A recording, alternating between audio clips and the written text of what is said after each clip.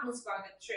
આરોગ્ય મંત્રી ઋષિકેશભાઈ પટેલના હસ્તે અંબાજીમાં ભાજપા અંબાજી મંડળના ચૂંટણી કાર્યાલયનું ઉદ્ઘાટન કરાયું। લોકસભાની ચૂંટણીના ગણતરીના દિવસો બાકી રહ્યા છે, ત્યારે દરેક પક્ષો પોતપોતાના ચૂંટણી કાર્યાલયનું ઉદ્ઘાટન કરી રહ્યા છે। ત્યારે આરોગ્ય મંત્રી ઋષિકેશભાઈ પટેલના હાથે અંબાજીમાં ભાજપા અંબાજી મંડળનું ચૂંટણી કાર્યાલય જેનું ઉદ્ઘાટન કરવામાં આવ્યું। ત્યારબાદ ઋષિકેશભાઈ પટેલે સભા સંબોધી હતી। આયોજિત સભામાં મોટી સંખ્યામાં કાર્યકર્તાઓ જોડાયા હતા।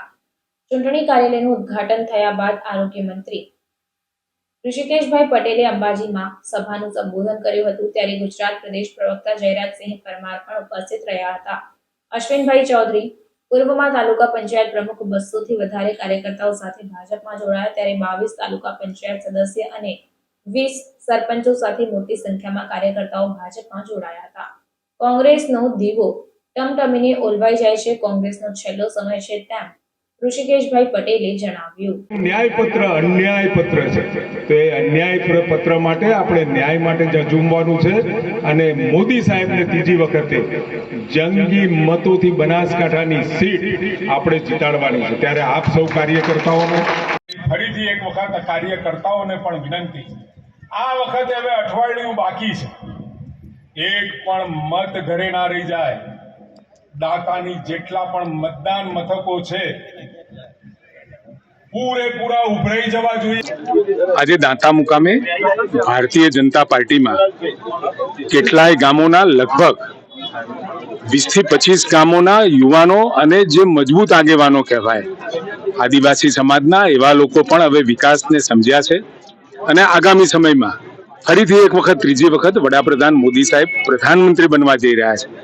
ત્યારે આ વિકાસની રાહમાં અને સાથે જે લોકો શક્તિઓનો હાસ કરવાનું જેમને બીડું ઝડપ્યું છે એવા લોકોને જવાબ આપવા માટે આજે શક્તિધામ અંબાજીમાં આજે ખૂબ મોટો કાર્યક્રમ સમાજના બધા લોકો આજે અહીંયા જોડાયા અને ખૂબ મોટી સંખ્યામાં નિર્ધાર વ્યક્ત કર્યો કે આવતી સમયે દાંતા એનો ભૂતકાળ ભૂલી અને ભવ્યતા તરફ આગળ વધશે।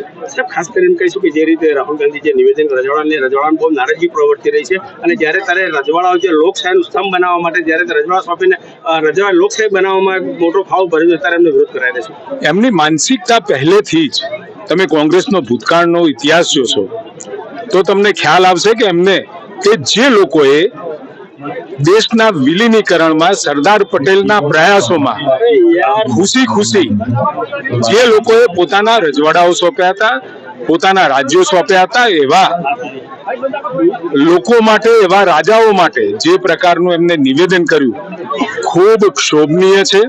આ એમની માનસિકતા બતાવે છે।